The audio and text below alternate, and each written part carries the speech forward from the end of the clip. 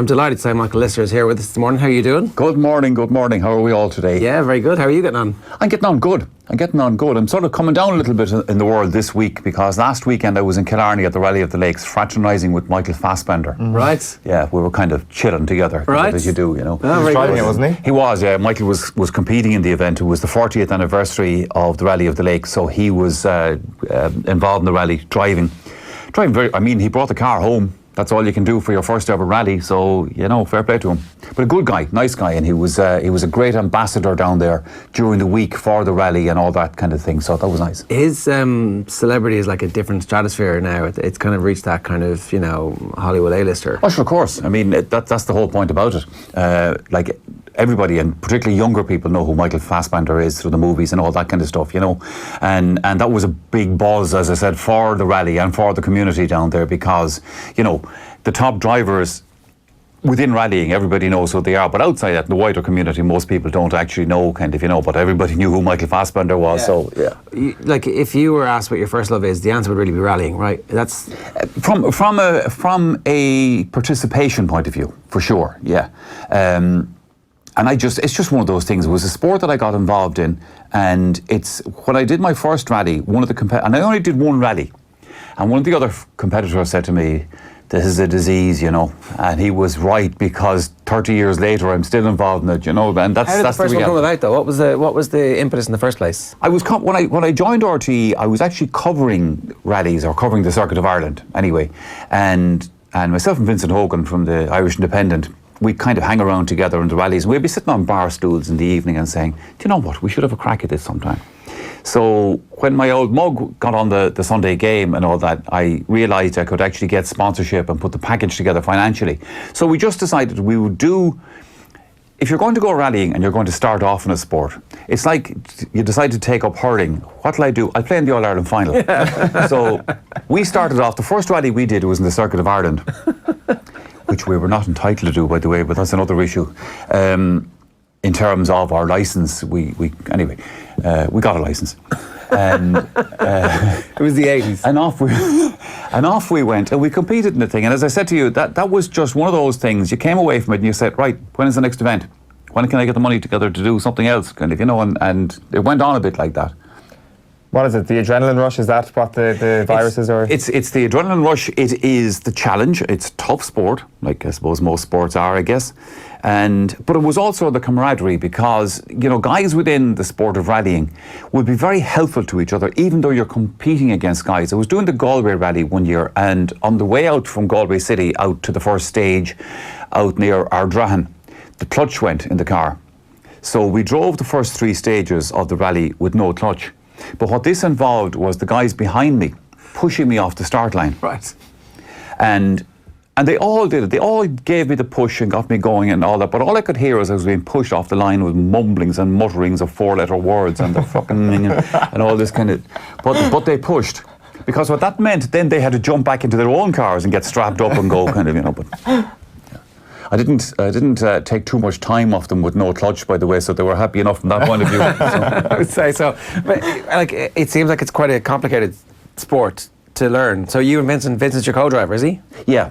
Right. Yeah, he was my co-driver for a lot of my time in rallying, but I had other co-drivers, and obviously Vincent, like myself, I suppose, because of our commitments in sport and at weekends, it wasn't always possible for the two of us to be there. But we did a lot of rallies together, I have to say, over the years, and that's a weird relationship because you've got to trust. It's like it is. We've often talked about that. It's a very, very strange relationship in the sense that you so depend on each other. And when I say depend on each other for your safety and everything else, but it's also very intense because you're sitting. I remember doing the Circuit of Ireland one year, and it was the last of the old circuits, which began on Friday and ended on Easter Monday. So that's a long time, and it went all around Ireland and the usual kind of thing.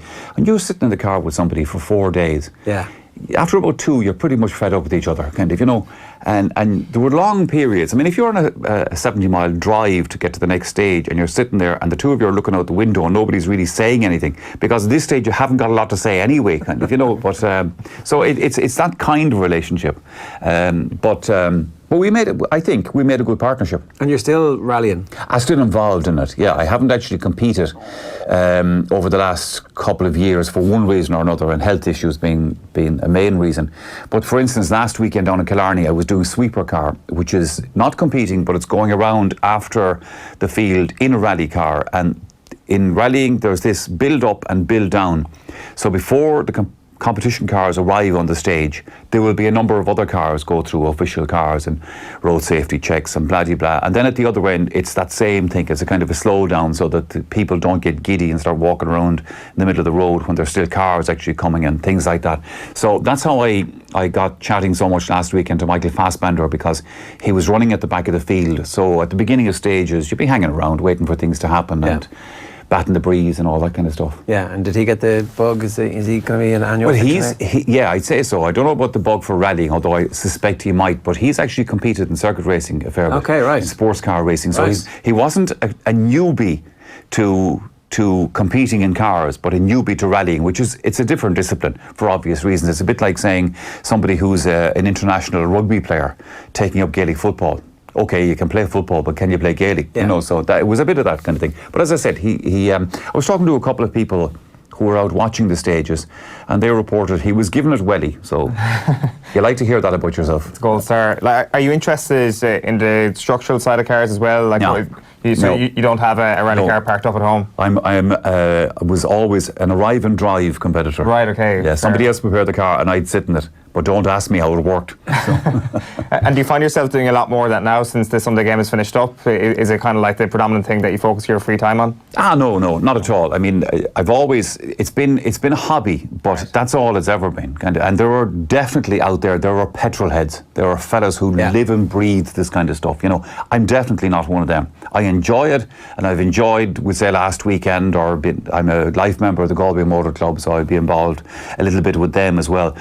But no, I mean, I can walk away from the thing as well and not bother about it. In actual fact, part of the reason that I haven't competed for a couple of years is I've been too lazy to go about getting my license renewed, which I did let lapse, which was a mistake because I had an international rally license, and I let that lapse, and now I have to kind of go through the process of building it up again. But it's one of those things, you also have to remind yourself that you're actually in your mid-60s, not your mid-20s, kind of, you know, so going around acting the pup in rally cars doesn't go with the scene. But I'm not sure reminding yourself of your age is actually a good thing anymore. You should just forget about it and sure, whatever happens, happens. I have a friend, and she said to me one time years ago, we were talking about this, and she said, if you didn't know what age you were, what age would you think you were? And I think that's one of the best sayings that I've ever heard, because I actually think I'm 25. So in my head, and as my wife often reminds me, I act 25 a lot of the times as well. So fair play, I say, fair play. It's that time of year when obviously the Sunday game is back. Yeah. How does that feel? Are you missing that a bit? No, I have to say I'm not. I watched the Sunday game last Sunday. And that's the only dilemma I had was watching the Sunday game last Sunday. I was also trying to watch the Spanish Grand Prix. So I was kind of doing a small bit of flicking for the Waterford-Clare match, and then I watched the Tip Cork match and that. But no, it was perfectly fine. I'm sat at home, I'm watching it. Halfway through the Tip Cork match, I opened a bottle of Peroni, which I couldn't do if I was actually presenting the Sunday game. It's not recommended anyway. But so no, it was fine. I was happy out. There was no problem. As I've said to people, I did it for 35 years. That's a long time. Yeah. And I've done my stint.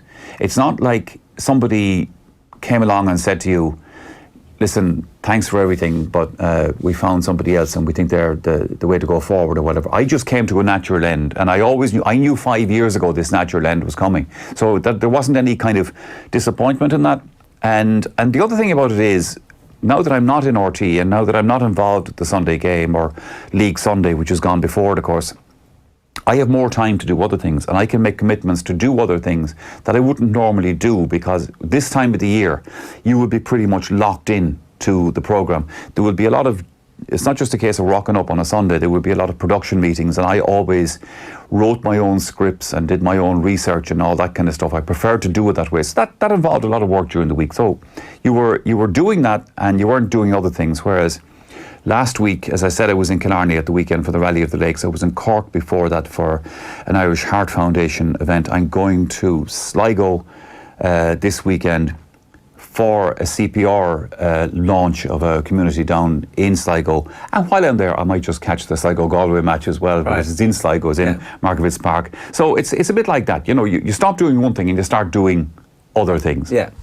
The CPR and the Irish Heart Foundation, these are obviously very important in your life. And I wonder, a life-changing moment like you have had, what difference does that make to your outlook? I suppose I'm every day, I think, at some point in the day, I'm conscious of this event that happened to me. This was my cardiac arrest in 2015. And it crosses your mind all the time. But I don't dwell on it, and it isn't something that kind of stands over me. You just get on with your life. I should be dead. I mean, that's not being too dramatic about it. But I'm not. So, you just get on with it. And just explain to people, because cardiac arrest and heart attack are different things. Yeah. Cardiac arrest, you're not supposed to survive. No, you're not supposed to survive. And I understand totally where this confuses people. I had two events. I had heart failure in 2012, which was physically a more serious scenario because you were in serious physical health trouble at that stage. The cardiac arrest in 2015, your heart just stops. And people would say to me, and how are you since your heart attack? And, and were you feeling bad? You get pains, which is understandable, because that's what happens in a heart attack. You get a blocked artery or some other thing goes wrong in your heart. With a cardiac arrest, something in my brain, the impulses that go from your brain to your heart stop working. And in most people being in about 94%, I think, of people who suffer a cardiac arrest don't survive. And the one or two that do survive, most of them, it happens to them in hospital where they have the medical facilities to possibly revive you. So I'm in that bracket, and it's if you think about it, it's totally freaky. But you could drive yourself crack thinking about it as well. And as I said to you, look at, I got away with it. I'm still alive. I don't know for how long. Let's be honest with ourselves here.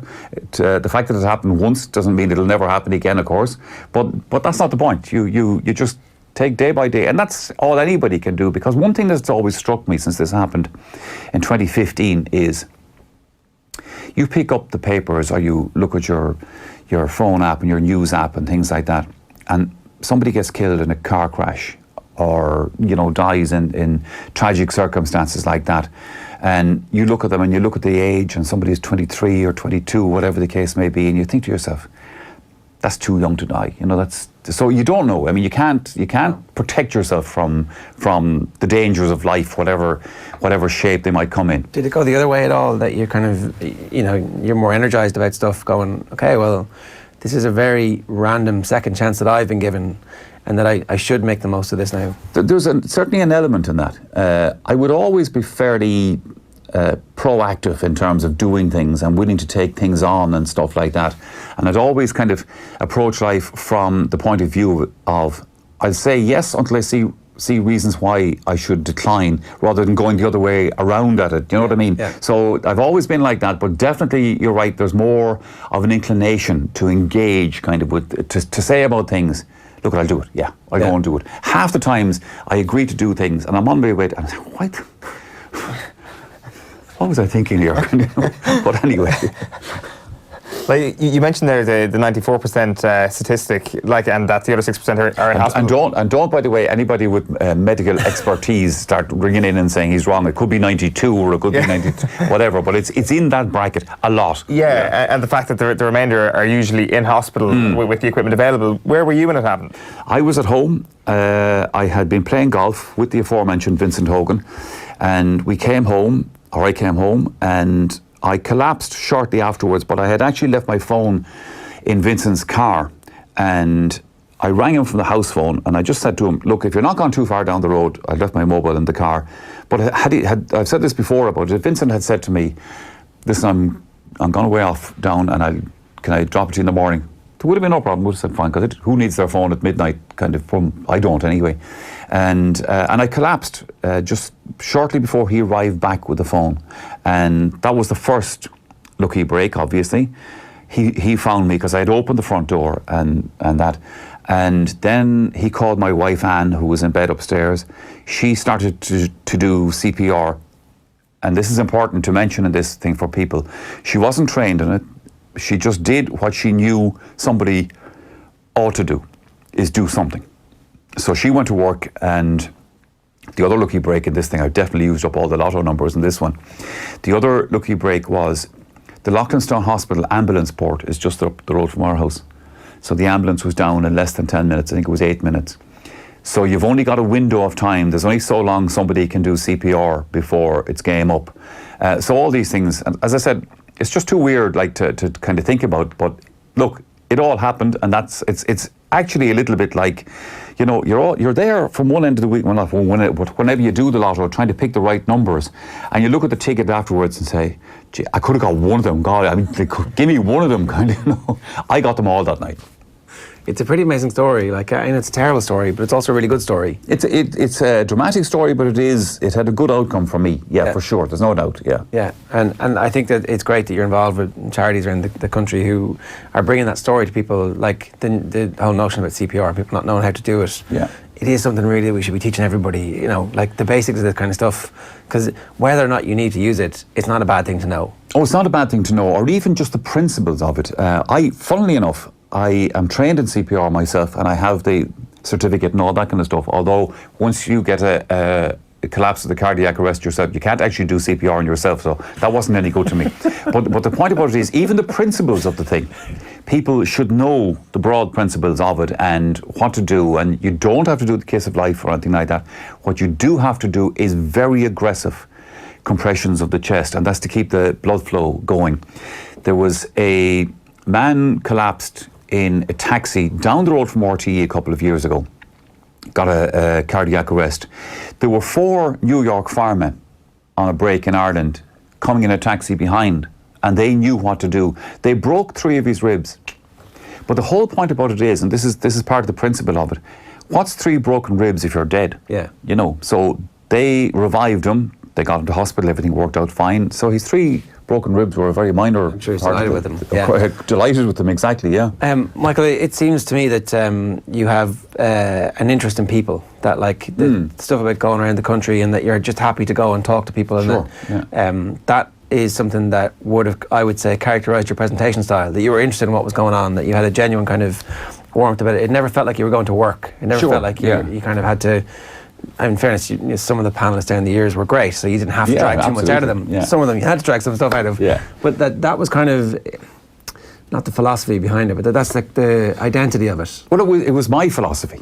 And my philosophy about it would be, look, you're presenting a television programme, and there are mechanics that go with it. But I would always make sure, from my point of view, that all the mechanics were done right going to the programme. And I would spend a lot of time during the week on working on that and making sure that I was right in my head where everything was before you showed up in Páirc Uí Chaoimh or Semple Stadium or whatever. And then when you got there, you then had to make sure that you got the balance right between bringing the story of the match and all that, and realising that the Sunday game is an entertainment programme, and it has that element to it as well. And in terms of the panellists, I never had to drag anything out of anybody. The challenge was to shut them up. and it would be quite funny because, you know, people watching the programme, they don't realise that you're wearing an earpiece.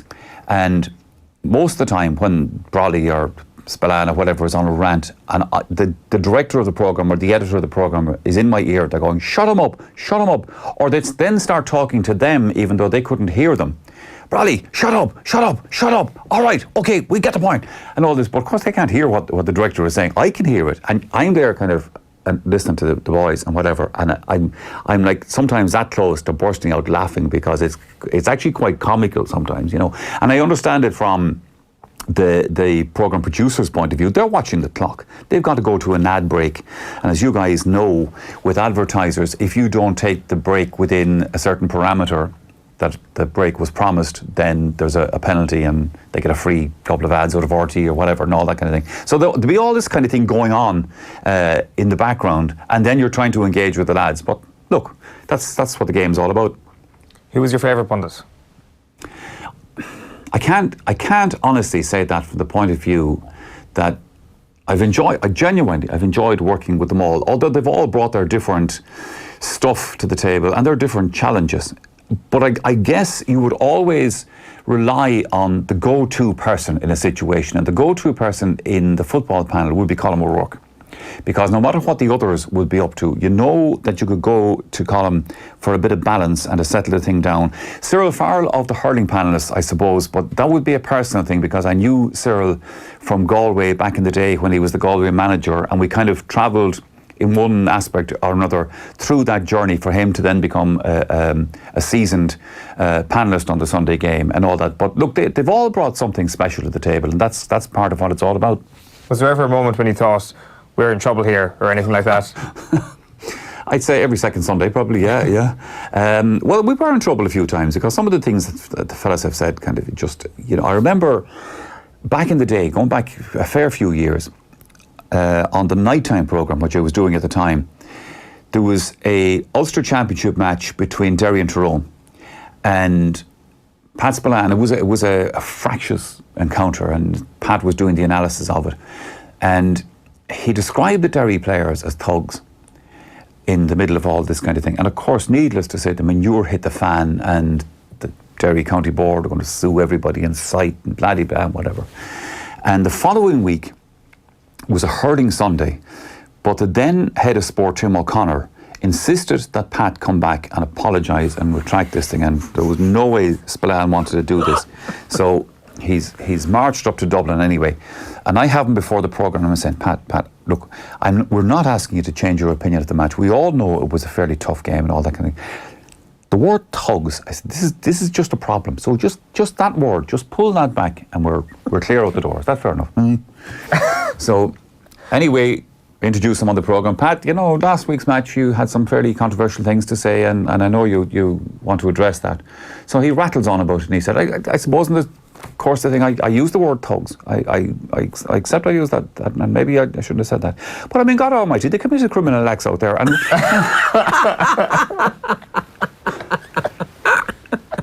After the programme finished, Tim O'Connor was on the phone out in the control room waiting for me, and I picked it, and he was talking for about 10 minutes, but the only thing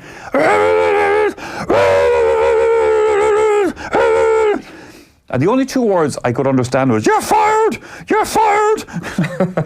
Well, Spillane was then wheeled back for a third occasion, a second go at this thing, and O'Connor has him outside the studio by the lapels. Maybe he didn't have him by maybe he had him by the throat or something, can't quite remember. And say, he had written a script for him. If you change one word of that script, I'll kill you, So that was one of the many, I can tell you, down through the years, and various other things with Brolly and so on. Yeah.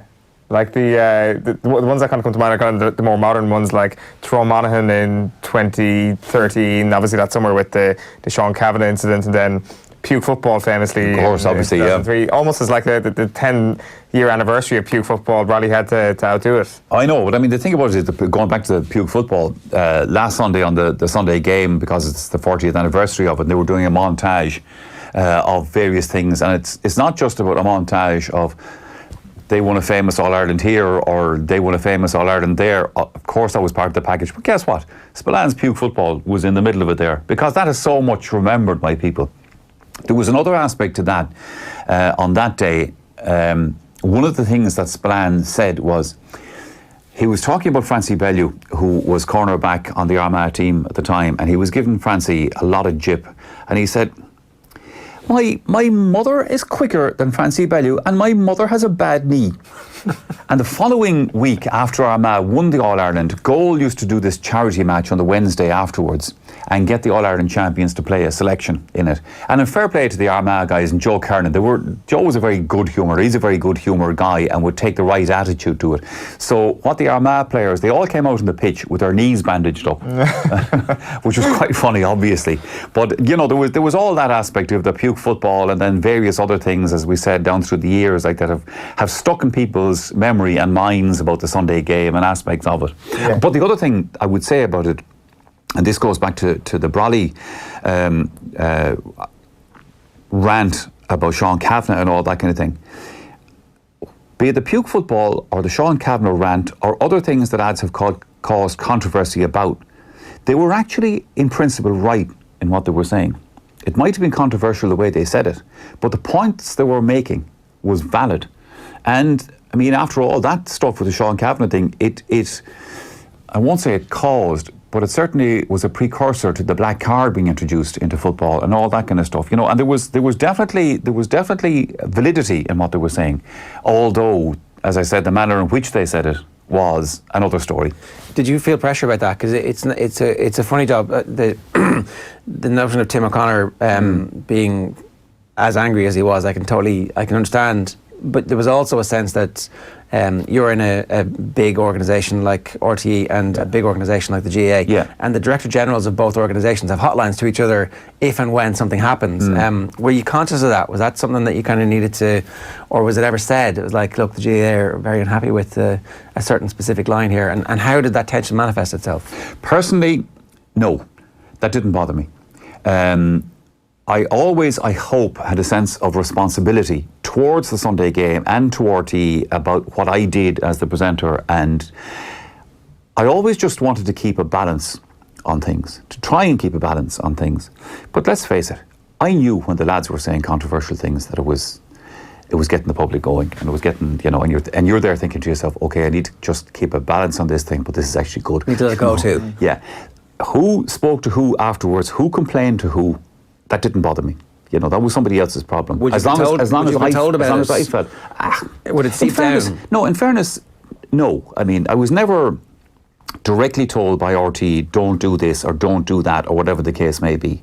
But I would be aware, obviously, if there was a hoopla going on between various sporting bodies. In my case, it would be principally the GAA and that kind of stuff. But no, I was never pressurised. And the thing about that is, all that kind of stuff would happen at admin level in the organisation. The people who worked on the programme, be it me or the editor or the producer of the programme, whatever, we operated to make this programme as good as we could possibly make it. And that was our agenda. We couldn't ignore the other agendas that were around it, but at the same time, we pretty much did our stuff and tried to say to ourselves, we're doing a good programme here, the public like it, is there a problem? Because, you know, rights holders want their, the rights, the owners, they want their product to be promoted as opposed to they do, but football. No, there's no doubt about that. But we are lucky in this country in that the relationship that the national broadcaster has with the major sporting organisations, like, for instance, as we said, in the GAA, there is still a huge amount of editorial control over what we do compared to across channel, for example. The Premier League is so big and it means so much to everybody financially involved in this thing. And what we have to remember when we watch, I was going to say Manchester United, I'm a Manchester United fan, but I'm trying not to watch them at the moment. But they're finished for the season, so that makes it easy, I suppose. But the point about it is, this is a global product. You can see Premier League football in South Africa or South America, whatever the case is. And there was so much involved here in it. They can't have digs at each other, and it makes a lot of the analysis of issues within soccer, and there are issues within soccer as the same as there are in GAA or whatever the case may be. It makes it a lot more diluted, in my opinion, and not as strong editorially as it could be, because it's big business. The GAA and RTE, there's a business relationship there, but it hasn't subsumed the editorial side of things. So when you see stuff like John Horan this week coming out and giving out about RTE picking certain games, what do you make of that? But I mean, look, that's forever been there, you know, and there's always that kind of thing. I mean, when I started on the Sunday game, we would show one match at the weekend and maybe two if we got lucky, if we got a camera crew to go to a second match and all that kind of stuff. Now, essentially, between the live programme and the nighttime programme, pretty much every match for the weekend is covered in some shape or form, whatever. And you're not going to make everybody happy, you know. And you would get that from the public as well as you'd get phone calls or emails from people. Why in the name of God, why didn't you show Leitrim? Why didn't you done, you know, all that kind of thing? But fine. Nothing you can do about that. Yeah. So, I mean, John has has a reasonable point, but at the same time, it's a balancing act between all this stuff. The issue of the quality of the sport, the football in particular, over the last half decade or so, has reached a point where, for a large portion of it, it's a shadow boxing until we get to an All-Ireland semi-final. And even with the introduction of the Super 8s last year, just the way the structure of it worked, it wasn't great, and it certainly pales in comparison to hurling at the minute. Should we just have tiers? Should we just bite the bullet and change the game? Yeah, but this is a work in progress. And this is my opinion, right? The GAA are moving towards a Champions League format of the Football Championship. But because the provincial councils are more or less autonomous bodies in terms of the provincial championships, each province has control over that. So there's an issue here. Do you ring them up and say, sorry lads, we're taking the checkbook off you because we're running this thing centrally as a Champions League format? And no, it's not really going to work, you know. So what's happening is the championship is gradually moving towards that end. And we're now getting to a point where, let's face it, the provincial championships are becoming irrelevant. And sometimes going into a new season, like this season, for instance, you have to actually remind yourself, who won the Ulster Championship last year? Yeah. You know, whereas like 30 years ago, that wasn't a problem because the 4 provincial winners would be in the All-Ireland semi-final. Whereas now this thing is diluted into what's the Super 8s now in football and all that kind of stuff. So where this structure is at the moment isn't the right place, but it's a step along the way towards getting to the right place. But that has to be a process. I understand the GAA's structuring of this thing and the challenges that they face in getting there. But they will. And as I said, I have no inside information on that, but I'd say I wouldn't be too far right from being right. Yeah. One of the issues with the second tier competition has been the idea of coverage for it. Like, where do you come down on that? I mean, does the whole idea of it get completely lost, that ultimately RTE or wherever the rights holders are will just end up showing the top tier and the tier 2 will get ignored? Look, again, I make the comparison to football across channel. When I started watching Match of the Day and stuff like that, I have to say some of it was great because you'd see matches of teams, Shrewsbury Town baiting the living daylights out of Bolton Wanderers or whatever the case may be, on mucky pitches and small stadiums, and it was full of atmosphere, but it was very kind of local kind of stuff. Whereas now, when was the last time you saw Shrewsbury Town on the telly? Not recently, I know. So yeah, and that happens in sport. You know, the bigger the sport gets and the bigger the top guys get, and even within the Premier League itself, the difference between the top half of the table and those who are going to struggle, and they're going to struggle before they kick a ball in the season. You know, that's just a reality of it. And from their point of view, the lower teams, all they're hoping for is to get into the Premier League for a season or two, like Brighton, for instance, who obviously sacked their manager, which is very surprising. But at least they're playing top-level football, so they're in the kitty, and that means a lot to them. But where's the television revenue? It's in Liverpool and Manchester City and Manchester United, and that's just it, you know. And that applies to all the other sports. That applies to rugby as well as everything else. Michael, before we let you go, are the Dubs going to do 5 in a row? What will stop them? Stats. That's the only thing at this stage. If you look at, for instance, Eugene McGee passed away recently, and of course the Offaly in '82 stopping Kerry from doing the 5 in a row. I remember the only time that I saw Kilkenny hurling in the county being bullish about the game was the Drive for 5 a few years ago. They're very passionate about their hurling, obviously, in Kilkenny, but they're also kind of, you know, they don't go around banging drums. They're about humble. it and, you know, humble about it and measured and all that kind of thing. But that particular year, I noticed driving around the county, going down through every village or every town, the flags were out, and the signs were out, the Drive for 5, and that didn't happen. And there's history there in other sports, that kind of stuff as well.